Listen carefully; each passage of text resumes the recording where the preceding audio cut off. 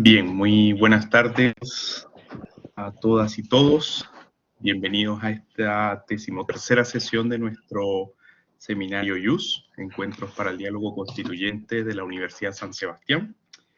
Les recuerdo que es una iniciativa del Departamento de Derecho Público de nuestra facultad y de la carrera de Derecho sede Valdivia. Hoy es un placer presentarles al profesor Edison Calahorrano Latorre, quien es académico de la Facultad de Derecho y Ciencias Sociales de la Universidad San Sebastián en su sede Concepción, además doctor en Derecho por la Universidad de Talca. Invitamos al profesor Calahorrano con el propósito de profundizar en un tema que resulta muy interesante, que es precisamente vulnerabilidad y dignidad como ejes transversales al derecho constitucional y el derecho privado, el caso de la constitucionalización de los consumidores. Les recuerdo a quienes se encuentran conectados que pueden formular sus preguntas a través del chat, el cual se encuentra habilitado, y si lo estiman conveniente también pueden hacerlo a viva voz. Profesor Edison, muchas gracias por aceptar nuestra invitación. El espacio virtual es suyo.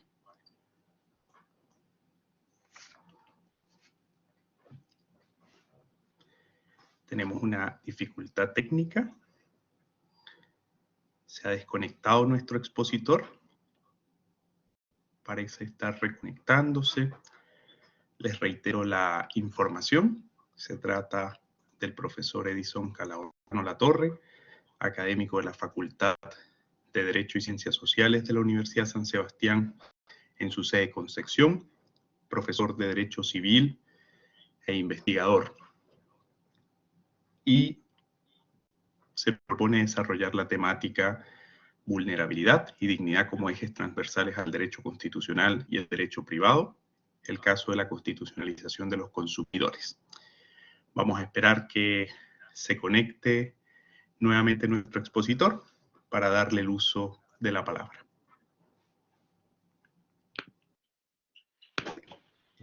Edison, ¿me puedes escuchar? Hola, ahí espero que funcione. Estamos con un poco de intermitencia en el internet. Sí, le comentaba a los participantes que hay algunas dificultades típicas de estas instancias.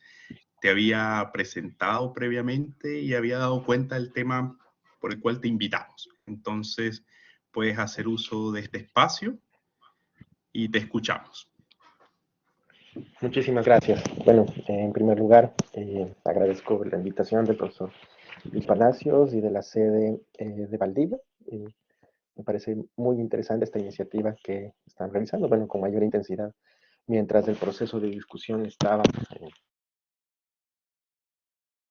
en pleno auge. Y bueno, pero ahora se entiende que las discusiones siguen, la ciencia sigue avanzando y bueno, con mayor razón habrá que hacer reflexiones a partir de lo que ha sucedido. Y esta breve ponencia o breves reflexiones en realidad que quiero compartir con ustedes, agradeciendo su presencia y demás, bueno, en realidad fue expuesta ya de una manera preliminar en un congreso que hicimos en la universidad hace algún tiempo. Luego, mientras se dio el proceso constituyente, fue expuesta en otro congreso en la Universidad de Desarrollo, con otras propuestas de otros personas que trabajan derecho constitucional. Cabe aclarar que yo no soy constitucionalista como tal, pertenezco al mundo del derecho privado, al derecho civil, pero me he permitido abordar el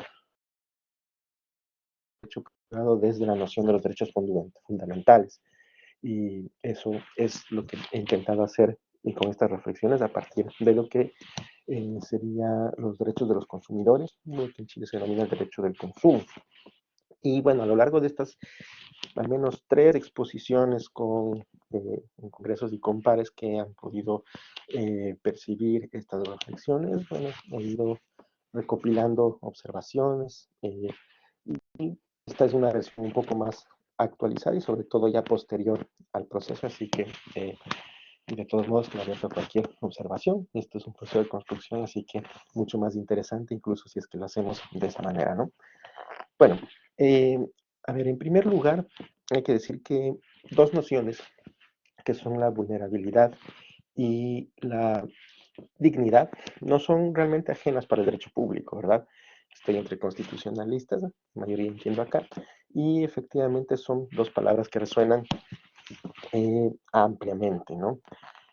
Tal vez hablar en el derecho privado de vulnerabilidad sea un poco más complejo encontrar literatura científica que se limita a esto, o incluso la dignidad. Siempre ha habido el sesgo de que el derecho privado, encabezado por el Código Civil, y bueno, eh, rodeado de las normas de derecho comercial, de las normas de derecho de consumo, que algunos autores dicen que es el nuevo derecho de contratos, por ejemplo, el profesor Ruperto Pinochet, el profesor eh, Miguel Amaz o Rodrigo Momber han manifestado esto. Poco a poco se han ido impregnando también de un fenómeno que se ha dado a conocer como la internacionalización del derecho, ¿no? Especialmente de la consolidación del derecho internacional de los derechos humanos como una fuente muy clara que permea al ordenamiento jurídico interno, a la Constitución como tal, y a la normativa subconstitucional, legal e infralegal, ¿no? Básicamente. Y es así que cada vez son más comunes normas en el ámbito privado que se refieren a la dignidad y a la vulnerabilidad.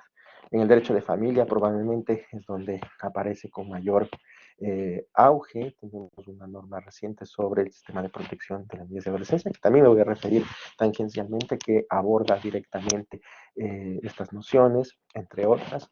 Una norma, bueno, esta sí pública, de migración, también reciente, en vigencia en enero de este año, que estas dos normas especialmente, entre otras que se han dictado en los últimos años, son novedosas respecto de su estructura a lo que nosotros podríamos haber estado acostumbrados, como por ejemplo el Código Civil o otras normas decimonónicas o incluso de principios del siglo XX, y es que son muy nutridas estas nuevas normas en un primer catálogo de principios y de derechos para la persona, a pesar de que incluso estén enmarcadas dentro del ámbito del derecho privado. Y el derecho de consumo no ha sido la excepción. Tenemos la ley 19.496, que norma las relaciones entre proveedores y consumidores. Es una norma ya antigua, pero que ha tenido continuas reformas porque ha sido muy flexible, especialmente porque se ha ido adaptando a la cada vez más permanente de que nuestros contratos normalmente consensuados, donde nosotros como paradigma el contrato de compraventa, donde nosotros negociamos nuestros riesgos a través de plasmarlos dentro de un clausulado contractual, es cada vez más distante, ¿no? Entonces nosotros por lo general estamos comprando las cosas que se refieren a nuestras necesidades a través de un proveedor de bienes o servicios, e incluso esto cada vez se ha vuelto más despersonalizado, es decir, la pandemia nos introdujo en un mundo del comercio electrónico, lo cual complica aún más la situación respecto de los deberes de información, por ejemplo, o de la posibilidad de ejercer la garantía legal o el derecho de retracto ante un producto o servicio que sea defectuoso. Eh, Miren ustedes que el balcón de atención de clientes ahora por lo general es un chatbot, o nosotros interactuamos en nuestros contratos del día a día a través de una plataforma electrónica completamente despersonalizada. Y bueno, de hecho, la última revisión a la norma de consumo, la ley 21.398, llamada también norma pro consumidor, introduce y refuerza la posición del consumidor de manera general. Es una norma interesante y ambiciosa y además vara, o por lo menos llama la atención respecto a lo que normalmente se desarrolla en Chile en el derecho privado, porque recurre mucho al derecho por principios. Y de hecho se llama proconsumidor por un principio que introduce en su artículo 2 ter y 16c, que especialmente el 2 ter, que se daba a llamar el principio proconsumidor. Esto nos suena un poco a quienes también nos hemos ligado al ámbito de derechos fundamentales y constitucional, cuando nos remitimos a algo como, por ejemplo, el principio pro persona, que está claramente fundamentado en el derecho internacional de los derechos humanos, o en otras normas que demuestran clara simetría contractual, como en el ámbito laboral, el principio properario. Bueno, aquí se introduce el principio pro consumidor, desde su función interpretativa, en realidad, ¿no? Desde su función interpretativa que poco a poco la doctrina especialmente ha ido desarrollando la posibilidad de que este principio tenga otras funciones, como por ejemplo una función integradora o una función correctiva. El derecho no ha sido ajeno a los principios del derecho privado, incluso el decimonónico, el Código Civil tiene a la buena fe, por ejemplo, como principio, la buena fe contractual del 1546 del Código, del 706 del Código, y de hecho, autores como Hesselink han dicho que esta buena fe tiene al menos tres funciones, una función interpretativa, integradora y limitativa. Bueno, algo parecido, la doctrina, poco por lo menos en el último tiempo, desde que aquí,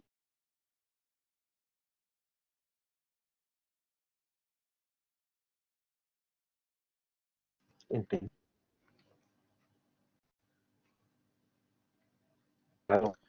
ampliar no solamente hacia la noción de consumidor dentro del contrato de consumo, sino también del consumidor material, todas estarían protegidas por este principio, de tal forma que en cualquier caso en que el consumidor pueda ser vulnerado en los distintos derechos que pertenecen a esta relación, eh, puede aplicarse por parte del juez este principio por consumidor. Ahora, a esta noción que ya consolida lo que se daba a llamar en el derecho de consumo una vulnerabilidad estructural entre proveedor y consumidor, se suma otra noción adicional, la vulnerabilidad, ¿no? Eh, y miren que esto tiene una historia, y esta historia, al menos en Chile, termina plasmándose en una circular interpretativa del CERNAC, el organismo rector en materia de consumo, del 31 de diciembre del 2021, la 01038, que se llama la circular interpretativa para la protección de los consumidores hipervulnerables. Esta palabra hipervulnerables en realidad ha sido importada de Argentina, porque en contexto de pandemia se emitió una resolución como para paliar los efectos de la pandemia para los consumidores, especialmente aquellos que consumían servicios básicos, ¿no? Les llamo consumidores hipervulnerables, algo que la doctrina argentina, por ejemplo, ya lo venía tratando desde hace tiempo, y aparece este mismo término también en España, en una norma también inspirada en la pandemia, y esto tampoco viene de la nada, nace de directrices de Naciones Unidas, desde Directrices de Naciones Unidas para la Protección de los Consumidores, cuya última versión, del año 2015, nos habla de consumidores con especial vulnerabilidad. ¿Y qué es lo que quieren decir con esto estas normas, ¿no? El derecho de consumo tiene un carácter tuitivo o protectivo de por sí, es decir, parte de manera distinta a lo que el derecho de contratos general tiene como base, que es la igualdad entre los contratantes y la posibilidad de negociar sus posiciones dentro de un contrato. Y el derecho de consumo nos dice que al menos informativamente, es decir, al menos en materia de información o de conocimiento del negocio que rodea al proveedor, el proveedor va a tener mayor acceso a información y estará colocado en una mejor posición que el consumidor. Al menos en eso, si no, incluso en la práctica se pueden verificar otro tipo de elementos que señalan la simetría. Entonces, por eso nace un derecho tuitivo, como el derecho de consumo, que establece un catálogo específico, pero el introducir esta noción de consumidor hipervulnerable también da un giro copernicano a este tema, porque el derecho de consumo que nace desde los 50, 60, de hecho específicamente desde un discurso del presidente Kennedy que nos habla de que estamos insertos en la sociedad de consumo y luego se desarrolla en Europa a partir de la directiva respecto de la protección de los consumidores, la directiva europea respecto a la protección de los consumidores, estaba fundamentado en la noción del consumidor medio, es decir, el consumidor que es perspicaz, inteligente, que tiene acceso a la información, que busca las mejores opciones dentro de los productos que puede comprar, que va a tratar de maximizar su decisión respecto de los productos en el mercado, además que se va a informar sobre las posibilidades de ejercer sus derechos de garantía, de retracto, eh, un consumidor informado, un consumidor medio informado. De hecho, aparece como deberes del consumidor el estar informado en nuestra ley de derecho y consumo y en la directiva europea que maneja este tema. a pesar de que se basa en el consumidor informado, aparece ya la noción de ciertos consumidores que podrían considerarse vulnerables. Personas, por ejemplo, las personas mayores, personas que con discapacidad intelectual, por ejemplo, en el que el acceso a la información sea mucho más complejo y se requieran deberes reforzados de información por parte del proveedor. Entonces, nos dice esta noción de hipervulnerable que en determinado momento eh, estas personas, por pertenecer a un grupo determinado, pueden verse en una mayor vulnerabilidad en esta relación proveedor-consumidor, ¿no? Esto se ha dado a llamar la vulnerabilidad intrínseca, que es adicional a la estructural, que ya tenía el derecho a consumo, que fue su sentido de existencia, y bueno, se concentra en los grupos que tradicionalmente se han dado a mencionar como grupos de atención prioritaria o vulnerables, ¿no? Personas mayores, personas con discapacidad, niños, niñas y adolescentes, porque basta ver el YouTube Kids o a las páginas web de las jugueterías y se ha dado más de un caso en el que el niño y adolescente tiene acceso a la clave de la tarjeta de crédito del padre y ha consumido, ¿no? Eh, Noción de consumidor material, incluso el niño, niña, adolescente o cualquier persona de estos grupos llamados de protección prioritaria, que sin ser aquellos que compran el producto acceden al lugar en el que se venden, es decir, a la tienda de retail, y han sido afectados por esta relación de consumo, por ejemplo, porque se caen por falta de limpieza de un piso, no sé, o por falta de seguridad para el consumidor. Entonces, esto nos abre un abanico importante, pero eh, lo complejo es que esta noción de vulnerabilidad intrínseca, que de hecho ha sido la más criticada, porque se nos dice que esta afectaría la llamada igualdad ante la ley o igualdad formal, que es en lo que se basaría el sistema como el nuestro, como el chileno, identificando determinados grupos que a priori serían más vulnerables. Se suman otros tipos de vulnerabilidad que esta resolución y esta resolución que les menciono, esta circular interpretativa del CERNAG incorpora a partir de las directrices de Naciones Unidas, que son la vulnerabilidad situacional y circunstancial. Entonces, miren ustedes que esto se complejiza, porque nos dice que una persona que no está dentro de estos grupos de protección prioritaria o de atención prioritaria o vulnerables, puede de todos modos ser vulnerable ante determinados casos o circunstancias. Por ejemplo, nosotros, que tal vez no estemos en el grupo de personas mayores o de personas con discapacidad o niñez y adolescencia que normalmente se identifican con una vulnerabilidad intrínseca, pero en el momento en que nos convertimos en turistas y estamos en un país ajeno al nuestro, no sabemos cómo funciona nada, no hablamos el idioma, eso estaría enmarcado dentro de este tipo de vulnerabilidades que también identifica la resolución del Servicio Nacional del Consumidor o los consumidores electrónicos, los consumidores financieros. Todos hemos sufrido el caso de que en nuestras tarjetas de débito o crédito a veces aparecen pequeños montos de los que no sabemos de qué se tratan y tenemos que hacer el trabajo adicional de averiguar qué pasó, por qué nos descontaron ese seguro, que no sabemos cuándo lo aceptamos y demás, pero sin embargo el proveedor tiene la capacidad de evitarlo automáticamente. El consumidor electrónico, ni qué decir, en pandemia hubo grandes procesos colectivos contra proveedores, por ejemplo, de Internet, que dejaron desconexión a las personas y sin poder trabajar o comunicarse. Entonces, eh, consumidores que tal vez intrínsecamente no sean considerados como vulnerables, ante cierta circunstancia o ante cierta situación, se convierten en vulnerables. Esto es interesante porque eh, recoge una noción de igualdad distinta a la igualdad ante la ley de igualdad formal que nosotros tenemos claramente plasmado en nuestro texto constitucional y que de hecho, y por eso fue discusión tanto en el proyecto, acogía con fuerza el proyecto que ya fue rechazado, ¿no?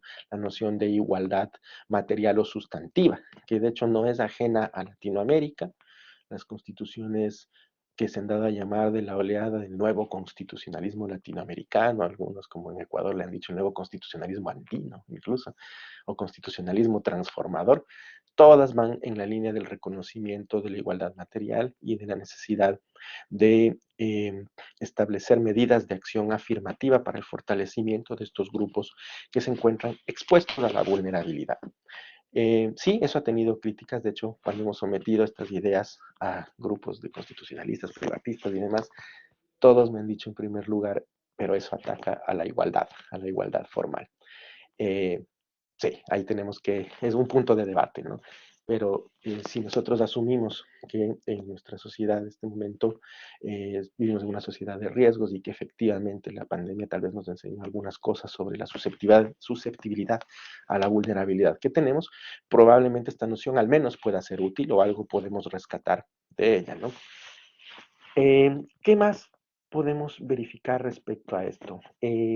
Los derechos de los consumidores además recaen en lo que se ha dado a llamar titularidad difusa, ¿no? Titularidad difusa de los derechos fundamentales. Eh, ya no se habla de generaciones de derechos, eso se entiende que es más bien didáctico. Ahora, además del paradigma de los derechos fundamentales desde el derecho internacional de los derechos humanos, es que hay una relación de interdependencia entre los mismos. Y por lo cual nacen derechos como estos, ¿no? Que se contraponen a la naturaleza clásica de la titularidad individual de lo fundamental. Bien, hay protección a la titularidad individual en la norma de consumo a través del proceso que se realiza entre el juzgado de policía local cuando han sido vulnerados los derechos de los consumidores. También hay protección a través de la acción colectiva. A pesar de que parte de la doctrina ha dicho que esto en realidad no es una manifestación de la protección de la titularidad difusa, porque finalmente si se llega a una indemnización ante una demanda colectiva en consumo, los pagos se realizarán individualmente a las personas afectadas y también en los casos de afectación a la libre competencia. Pero bueno, hay una noción de titularidad difusa y así han sido generalmente tratados los derechos de los consumidores a lo largo de las constituciones, cuando han sido constitucionalizados, sino en las leyes específicas. Esto nos trae otro desafío entonces al respecto. Regresando un poco a las nociones de dignidad y vulnerabilidad.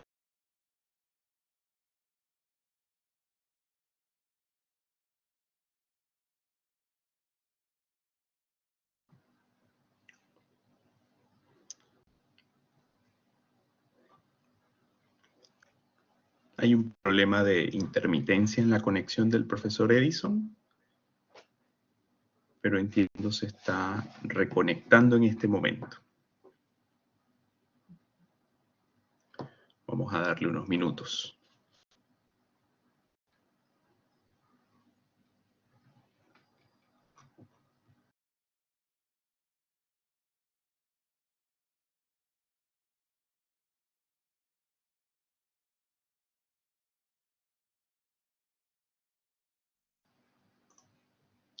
Les pido disculpas por estas dificultades técnicas que se han presentado hoy. Sin embargo, hasta ahora ha resultado una exposición de mucho interés. Vamos a dar unos minutos de espera. ¿Sí? Ahí regresé. Sí. Estamos con Ha vuelto, problemas de profesor. internet grandes acá en la Sí. universidad, pero espero que se Pero escuche sin... hasta esta última interrupción se escuchó todo perfectamente y Ya, podemos continuar. gracias. Si es que hay una nueva, me avisan y me cambio a la red fija, a ver si es que ahí funciona mejor porque estoy con la red aérea del computador. Pero Perfecto. bueno, entonces estaba contando un poco sobre la noción de dignidad en el derecho público. De hecho, ha sido definida aquí en Chile por profesores altamente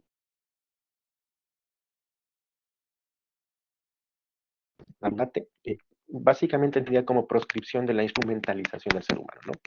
Es decir, el tratamiento de la persona como sujeto, como fin y no como medio. Así generalmente resuena en el ámbito del derecho público esta noción. Ahora, si hablamos de la dignidad en el derecho privado, lo tradicional ha sido emparentarla a la noción de derechos de la personalidad, algo que el profesor Gonzalo Figueroa, por ejemplo, lo trata claramente en el derecho civil chileno. Y de hecho, ha habido mucha discusión si esta noción de derechos de la personalidad puede emparentarse con la de derecho fundamental, pero me ha parecido algo bien interesante y para tratar de empatar con esta noción de vulnerabilidad que se ha dado a llamar noción dinámica de la vulnerabilidad y de dignidad que está tratando el derecho privado más actualizado, podríamos decir. Una que propone también la doctrina en Chile, los profesores Alberto Pino y Sergio Gamonal, vulnerabilidad en el derecho privado, a partir de un autor denominado Jeremy Waldron, que nos dice la dignidad como estatus. Así propone este autor y así ha sido uno de los pocos o casi el único paper que trata el tema de la dignidad desde el derecho privado, que no sea identificarlo con los derechos de la personalidad.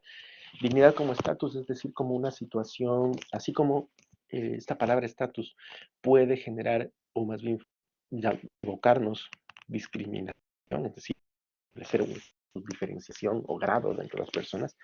Por el contrario, este autor Jeremy Waldron, que defiende estos autores nacionales que yo menciono, nos dice que la dignidad sería un estatus general para todo ser humano, un estrato o posición de persona, en el sentido clásico nos dice, y esto permitiría aplicar la noción de dignidad en el derecho privado como respeto al ser humano, por lo tanto cualquier atentado a su posición de ser digno puede ser vulneratoria, como minimización, demonización, instrumentalización y infantilización. Fue muy interesante, es un texto muy reciente, apenas del año pasado, que evoca esta noción de dignidad en el derecho privado y creo que puede tener mucha fuerza para explicar lo que estas normas recientes de consumo tratan de hacer, ¿no? Es decir, insertar en el derecho de la cotidianidad, en el derecho privado, una noción de dignidad un poco más concreta, como un estatus de la persona ante las relaciones de la cotidianidad que va, yo creo, un paso más allá de la noción un poco más etérea que estamos acostumbrados en el derecho público de entenderla simplemente como la proscripción de la instrumentalización, ¿no? Aunque si bien se pueden compaginar estas dos también. Ahora, eh,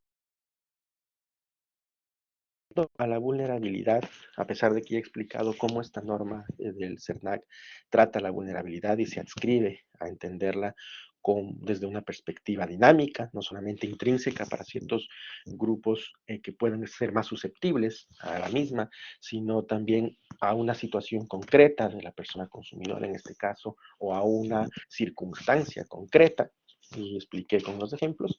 También ha habido otros esfuerzos teóricos de entender la vulnerabilidad, por ejemplo, el profesor Jonathan Herring, profesor de Oxford, que nos dice que parte de dos nociones comúnmente confrontadas, la vulnerabilidad como característica ineludible del ser humano y una segunda como una categoría aplicable a ciertos grupos en desventaja. Él también lo trata desde el derecho privado, especialmente desde el derecho de familia. Entonces dice que no hay contraposición en estos conceptos, puesto que la primera se identifica con una llamada vulnerabilidad estructural, que aparece como el elemento fundante del derecho del consumo, y la segunda noción con una necesidad de protección reforzada que se identifica con una vulnerabilidad específica, es decir, esta vulnerabilidad intrínseca de ciertos grupos susceptibles a la vulnerabilidad, y también ante ciertas situaciones. Por entender la vulnerabilidad desde el derecho privado y proteger ese elemento intrínseco del ser humano y entender que todos los seres humanos podemos ser vulnerables en determinado momento, es decir, no como un elemento estanco, sino como una categoría dinámica. Podemos ser vulnerables en ciertas circunstancias y en otras no. Parece ser que es la noción que más se acomoda a entender estos dos conceptos muy etéreos y abstractos propios del derecho público en el ámbito del derecho privado.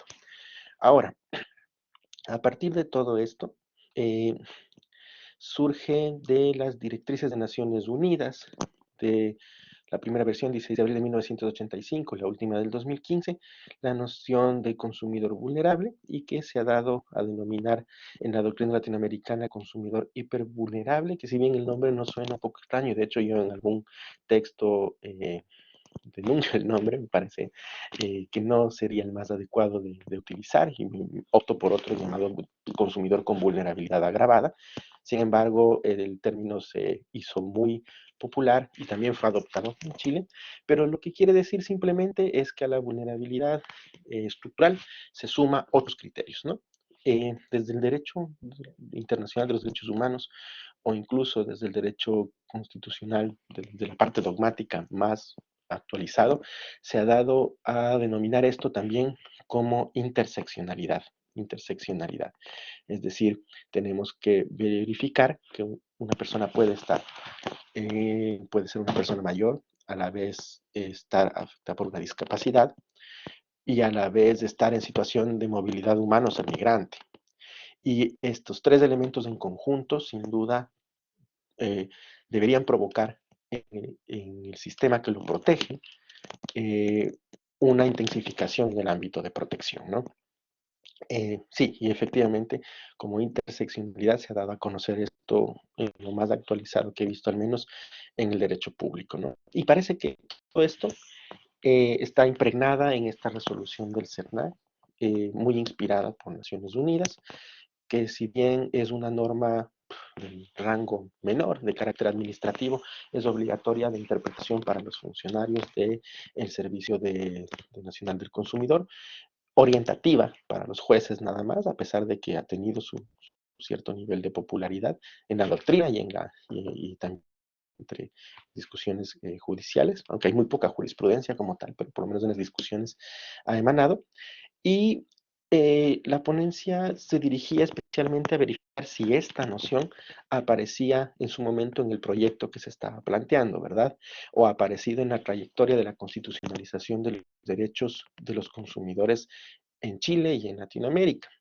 Y es que efectivamente nosotros podemos ver algunas constituciones en Latinoamérica, como por ejemplo, si nosotros revisamos el artículo 52 de la Constitución de Ecuador, o podemos verificar también la Constitución boliviana, que son las que pertenecen a este movimiento latinoamericano, eh, utilizan lo que yo he dado a llamar la fórmula más intensa para protección de los derechos, ¿no? Es decir, identificar un grupo específico de atención prioritaria llamado consumidor y señalar derechos de los consumidores en la Constitución. Otras constituciones tratan los derechos de los consumidores desde limitaciones al ejercicio de la libertad económica, por ejemplo. Entonces nos dicen, la libertad económica es un derecho fundamental de las personas, pero tendrá que velar por los derechos de los consumidores.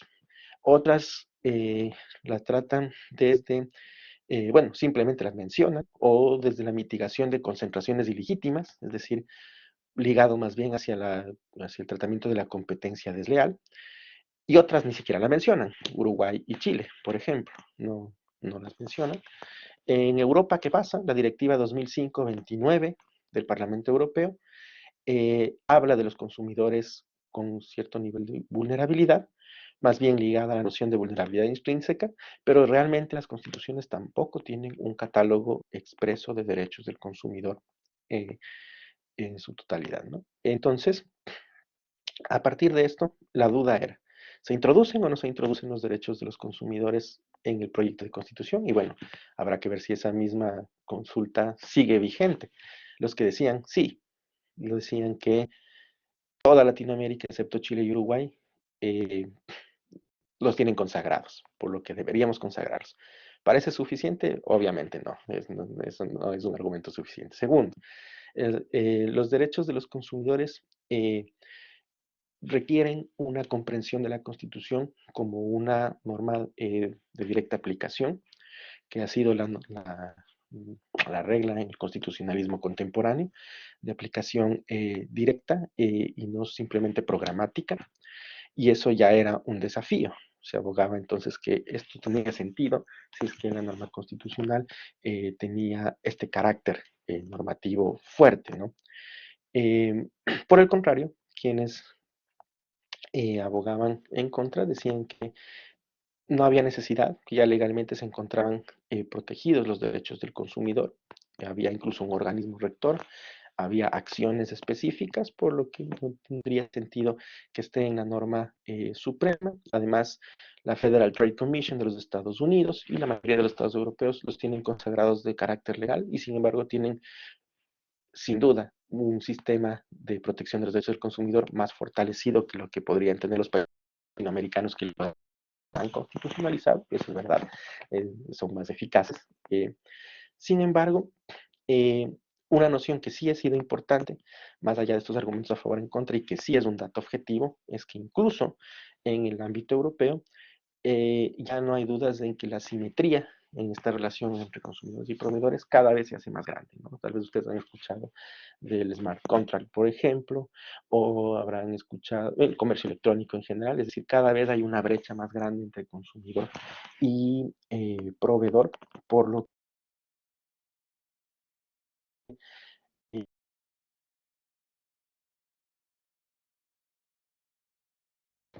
podría haber cierto fortalecimiento, aunque no necesariamente lo va a asegurar, ¿no? Ahora, en el proceso constituyente en Chile, bueno, no es nuevo esto de tratar de introducir los derechos de los consumidores en la Constitución. Hay un boletín que está desde junio del 2018 que intenta hacer esto, otro que fue introducido en el 2021, como 4 iniciativas normativas populares de estas que se generaron para introducir los temas en el proyecto anterior. Todas, sin embargo, se dedicaban a verificar 19.490, fortalecer un poco el órgano rector, eh, y fortalecer también las facultades fiscalizadoras, sancionadoras. Eh, Ninguna mencionaba la noción de vulnerabilidad o la noción de dignidad, que en realidad, desde mi perspectiva, sería el verdadero fundamento para justificar de manera fundamental los derechos de los consumidores, ¿no? Y de hecho el texto final, el que estaba para, para referéndum y no fue aprobado, en su artículo 80, mencionaba la protección de los consumidores, se dije como inciso limitación del derecho, bueno, primero, y como limitación del derecho a las actividades económicas y empresariales, teniendo en cuenta que hay unos derechos de los consumidores que había que protegerse, es decir, como limitación a la autonomía de la libertad y de las reglas de mercado, y en segundo lugar, consagraba determinados derechos como el acceso a la información, eh, entre otros, pero que ya estaban en los literales A hasta la F del artículo 3 de la ley 19.496, así que no introducían realmente una novedad. Ahora, este proyecto que fue rechazado tenía algunos elementos del constitucionalismo contemporáneo latinoamericano, que básicamente era consagrar el bloque de constitucionalidad en primer lugar, tenía también esta nueva acción de protección de los derechos, la que iba a reemplazar el recurso de protección, y sin duda eso sí traía consecuencias, es decir, si observábamos de manera integral este proyecto de norma, el que los derechos de los consumidores, por ejemplo, puedan ser susceptibles de protección a través de este mecanismo que iba a reemplazar el recurso de protección, iba a tener incidencia, ¿no? Sobre todo porque esto iba a recaer en los jueces de primera instancia. Y también principios que estaban consagrados expresamente en ese proyecto, como la progresividad y no regresividad, eh, que son propios del derecho internacional de los derechos humanos, y el de igualdad sustantiva, eh, se, eh, eran aplicables a este catálogo, ¿no? Eso probablemente le hubiera dado una dimensión un poco más elevada que en el ámbito legislativo, pero una vez más, si esto no se plasmaba en una institucionalidad clara y en un conocimiento específico de que los fundamentos de una eventual constitucionalización de derechos del consumidor estaban dadas en estas nociones de vulnerabilidad y de dignidad que vienen del derecho público y especialmente del derecho privado, poco o nada hubieran podido hacer, ¿no?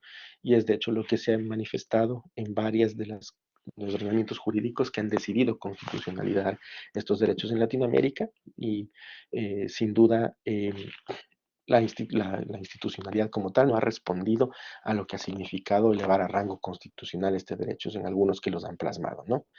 Por lo tanto, eh, ya para concluir un poco, el derecho público han suscrito algunas nociones interesantes y novedosas de vulnerabilidad y dignidad para entender cuándo algo se vuelve fundamental o no fundamental, un derecho se vuelve fundamental o no fundamental. Esa ha sido una gran discusión, porque el profesor Aldunate, recuerdo, nos decía, si todo lo consideramos fundamental, entonces nada es fundamental. Y por lo tanto, esto es muy relevante, entender por qué estamos tipificando algo como jus fundamental. Eh, serviría en cuanto estas nociones están insertas. Por ejemplo, consagrar un principio como el proconsumidor en una línea podría ser mucho más fortalecido que todos estos párrafos que se señalaron en el proyecto. Y por otro lado, eh, decidir si es que se va a utilizar una noción fuerte de constitucionalización o no, o incluso fortalecer por vía legal estos derechos, algo que ya se ha venido haciendo progresivamente, siempre desde la noción dinámica de vulnerabilidad y de dignidad como estatus perfectamente aplicables al derecho privado, ¿no? Eh, Va por ahí entonces la reflexión y veremos si es que se reaviva esta discusión en un nuevo proceso o si es que se llega a dar una nueva reforma a la ley, pero lo que sí se puede verificar es que el derecho internacional de los derechos humanos, específicamente estas directrices de Naciones Unidas, que en realidad es OBLO, ni siquiera es un tratado internacional, eh, están hablando de estas nociones de vulnerabilidad dinámica y esto, bueno, trae bastantes desafíos a lo que se pueda discutir sobre estos temas, ¿no? Eso es lo que quería compartir con ustedes. Muchísimas gracias y quedo abierto a cualquier pregunta o consulta. Bien, muchas gracias, profesor Edison. Sin duda muy interesante la exposición y como contribución a la diversidad de temas que convoca la discusión constituyente, que como bien señalaba, bueno, estamos en una fase de espera de resolución de acuerdos políticos para continuar ese itinerario que partió con el plebiscito de entrada. Hay algunas preguntas que han formulado participantes a través del chat, de las cuales se ha hecho cargo en el desarrollo de la exposición. Sin embargo, voy a compartírselas quizás para repasar algunos de los puntos que puedan ser de interés para los asistentes y seguramente serán muy interesantes también para profundizar algunas ideas. Sofía Ríos, profesor, en la experiencia comparada, ¿cómo observa la consagración de derechos de los consumidores en las normas constitucionales? ¿Esto robustece la posición de los consumidores o el poder de intervención del Estado? Y pregunta adicionalmente, ¿qué modelo seguir sobre esta intersección entre derecho público y derecho privado centrado en la protección de consumidores? Partimos con esa pregunta. Perfecto. Sí, es una pregunta que ha sido más o menos la transversal cada vez que se ha puesto esto. Y es que es interesante la paradoja porque Latinoamérica tiene lo que yo he dado a llamar la consagración fuerte de los derechos del consumidor en constituciones, de hecho catálogos específicos.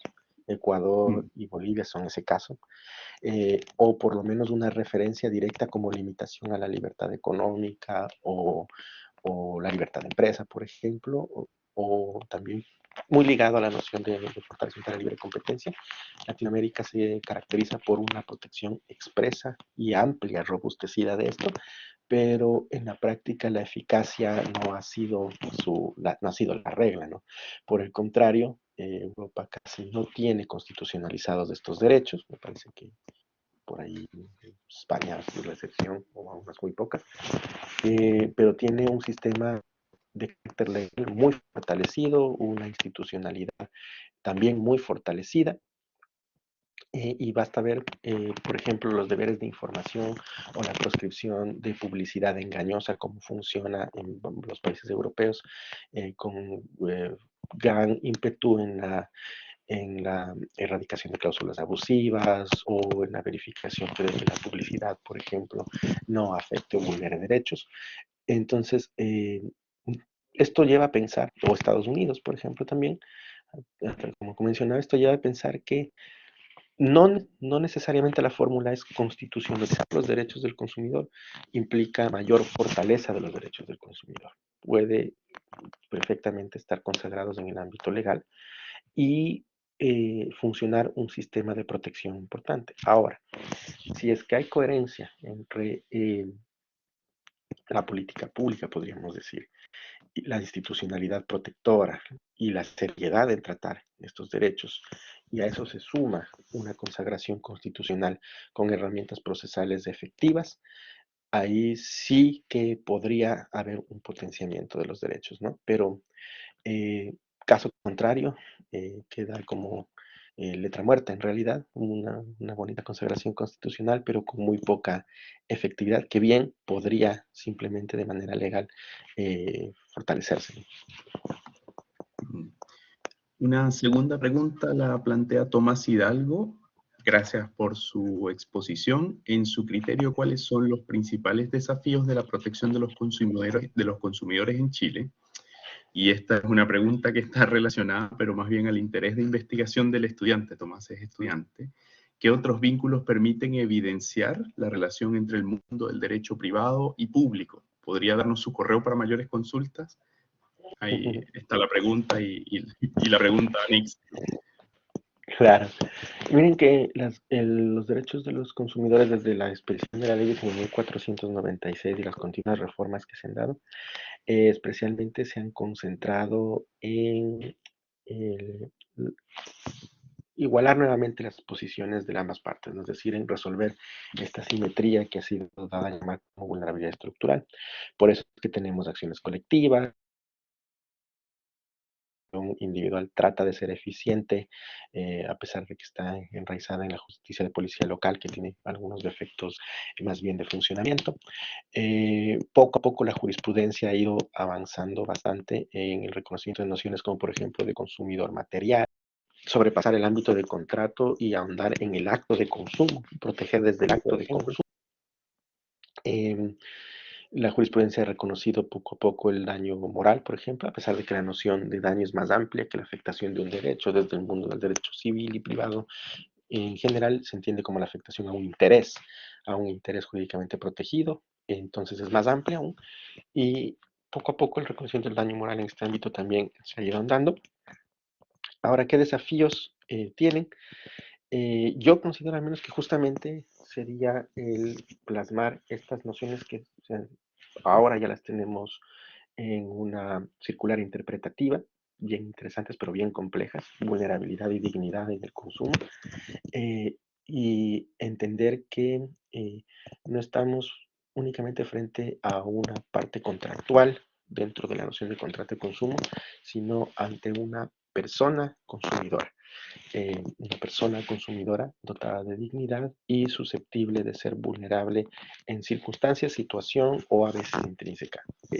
Lograr una fórmula adecuada para que esto sea útil y permita una protección más amplia, pero tampoco se nos desboque y tenga el efecto negativo de una afectación exorbitante a la libertad económica, libertad de empresa y demás, es el desafío más grande, porque sin duda la pandemia nos trajo a la luz que existe algo que los europeos más bien nos han tratado, en vez de llamarlo hipervulnerabilidad, como estos nombres que nos gustan en Latinoamérica, rimbombantes, han dicho incluso algunos en algunas veces que he expuesto a esto, lo llaman simplemente personas que ni siquiera tienen acceso al consumo, es decir, personas que están fuera del consumo, porque no consumen, sobre todo cuando los medios son puramente electrónicos o consumen por fuera en mercados muy reducidos, artesanales, el mercado de la feria, están fuera de la noción de la sociedad de consumo, de esta relación masiva, proveedores-consumidores, con transacciones masivas, no tienen tarjetas de crédito, no tienen tarjetas de débito, no están bancarizados.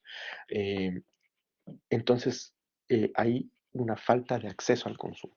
Lo que pasaba con la noción del consumidor medio, sobre la que se configuró el derecho de consumo, es que estas personas simplemente no existían.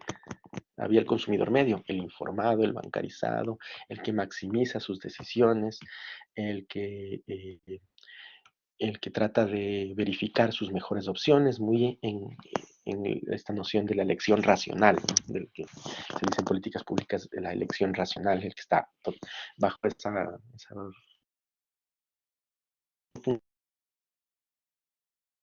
no existe en la vida real. Y lo que introduce esta noción es que efectivamente hay muchos consumidores que tal vez no tengan el nivel de acceso a la información debido o que no pueden moverse correctamente en el ámbito de consumo y otros que ni siquiera están insertos. Entonces, ante estos sí tiene que haber una medida de protección adicional forzada.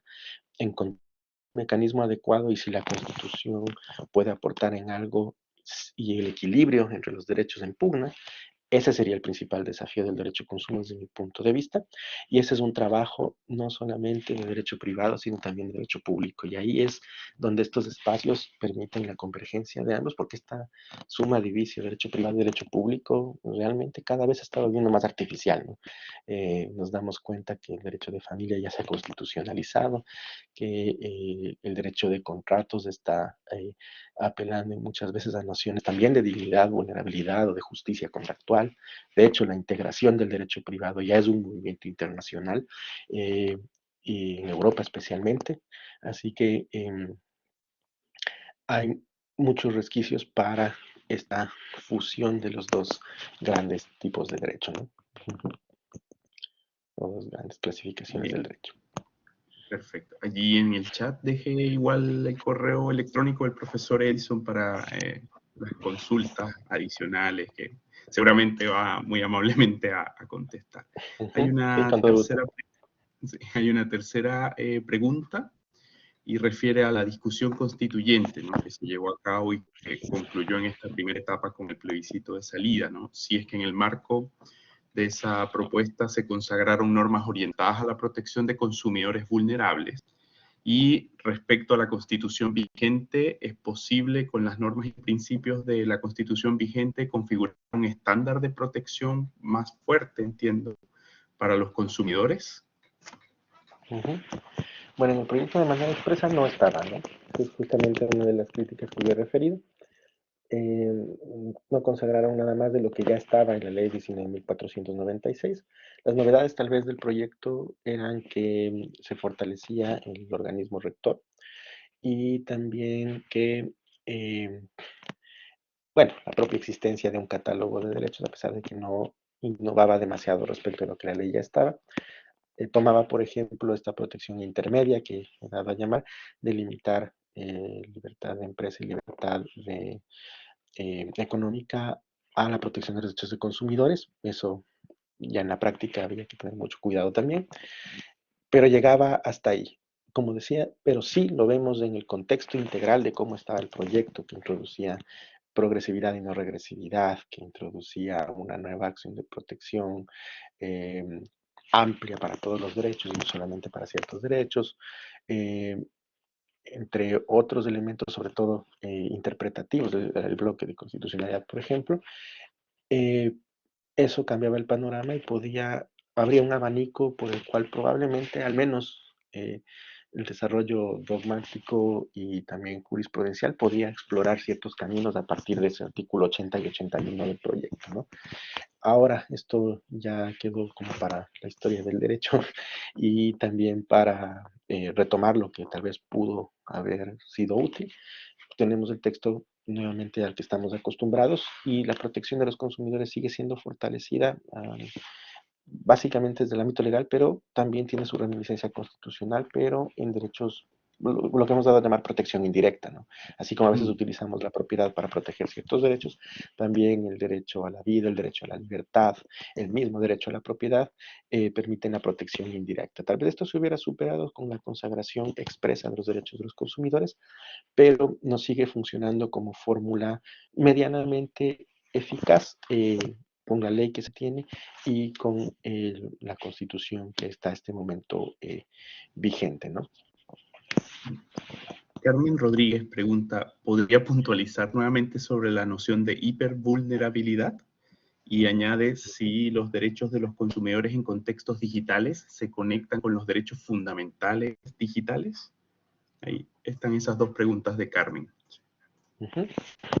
Sí, a ver, esta noción de hipervulnerabilidad nace de la siguiente fórmula, podríamos decir. El derecho de consumo eh, no deja de ser derecho de contratos, ¿no? Derecho privado de contratos, pero trata la relación entre proveedor y consumidor. ¿Por qué se independiza o por qué eh, se separa del derecho común? Porque en esta relación eh, entiende que hay una simetría eh, estructural, una vulnerabilidad estructural, porque en el menor de los casos, a pesar que a veces parecería que el consumidor está por sobre el proveedor en muchos casos, pero en el más extremo al menos hay una diferencia de información, porque el proveedor es dueño, amo y señor del ámbito en el que presta servicios y productos, y el consumidor no. Entonces, al menos desde ese punto de vista, siempre va a haber cierto rango de asimetría. Ahora esto puede estar muchísimo más marcado ante las transacciones masivas y especialmente ante la aparición de figuras que no son recientes, como el contrato de adhesión, por ejemplo, que nosotros firmamos a veces sin poder intervenir en ese clausulado contractual. Y que sin duda, por eso el CERNAC también sacó otra circular interpretativa muy voluminosa con ejemplos de cláusulas abusivas que se han identificado en contratos de adhesión en diferentes ámbitos de índoles. Entonces, la aparición de estas cláusulas abusivas es muy frecuente cuando no existe el mismo poder de negociación del contrato como se da en el derecho común. Entonces, esta noción ya da una vulnerabilidad estructural, así como el derecho al trabajo, la subordinación hace que el empleado probablemente esté en una situación de asimetría con el empleador. En el consumo también hay esta noción. Pero a estas se suman otras, se suman características intrínsecas como la de los grupos que mencioné, o características situacionales o circunstanciales que ubican a la persona en una vulnerabilidad adicional a la estructural que caracteriza el derecho de consumo. Y es esto lo que se ha dado a llamar, especialmente desde la doctrina argentina, hipervulnerabilidad. Otros lo han dicho subconsumidores, otros los han dicho consumidores con vulnerabilidad agravada, que es la que más me gusta en realidad como términos. Otros los han llamado simplemente consumidores vulnerables, como la directiva europea. Pero en Latinoamérica se ha ido expandiendo esta denominación de hipervulnerabilidad. Y el CERNAC, con su circular interpretativa, acogió este término. También a partir incluso de un examen de Naciones Unidas, que se hizo un examen voluntario que hizo el CERNAC sobre este tema, acogió este término y por eso parecería que es el que ya se consolidó en Chile cuando ya hay una norma, aunque sea secundaria y de carácter administrativo, pero que ya acoge este término concreto. Y sobre los consumidores digitales, en entornos digitales, efectivamente, sin duda, comercio electrónico, consumidores en entornos digitales, bueno, y ahora sabemos que hay transacciones también en el metaverso y que a todo esto es transversal la noción de inteligencia artificial, que puede generar sesgos y sin duda el entorno digital es un desafío para el derecho de consumo adicional y se ha descrito, y si ustedes leen esta circular interpretativa del CERNAC y la circular interpretativa de principios de este año sobre normas relacionadas con inteligencia artificial, identifican al consumidor en entornos digitales, en el ámbito electrónico, como uno que tiene justamente una vulnerabilidad adicional a la estructural que el derecho de consumo ya otorga, ¿no? Entonces, efectivamente, ese es el tema en este momento, de estas diferentes aristas, y muchas cosas están en construcción porque a veces todavía no las conocemos de manera completa cómo va a afectar al consumidor. Así es. Una última pregunta antes de cerrar este muy interesante espacio de reflexión. Manuel Sea vía correo pregunta si hay alguna jurisprudencia que pueda resultar de interés para esta temática, que luego puedan consultar. Sí, bueno, de hecho hay jurisprudencia anterior a que exista esta circular interpretativa que acoge este término y lo explica, que ya demostraba que juezas y jueces de policía local o en las cortes de apelaciones acudían a nociones de vulnerabilidad en casos de vulneración de los derechos de consumidores personas mayores, por ejemplo. Hay uno de una persona migrante que no conocía el lenguaje español, era una persona haitiana y que por ello no pudo acceder a un determinado servicio educacional. Hay bastante jurisprudencia previa y otra nueva que también menciona casos, pero lo que no he conocido, pero puede ser realmente porque no he detectado todavía alguna que mencione este término, hipervulnerabilidad, pero se refieren a lo que este significa. Y claro, si es que hay algún correo ahí de por medio, yo puedo pasar algunos fallos que denotan esta noción y sin duda hacia eso va caminando un poco lo que los jueces van comprendiendo en el ámbito del consumo.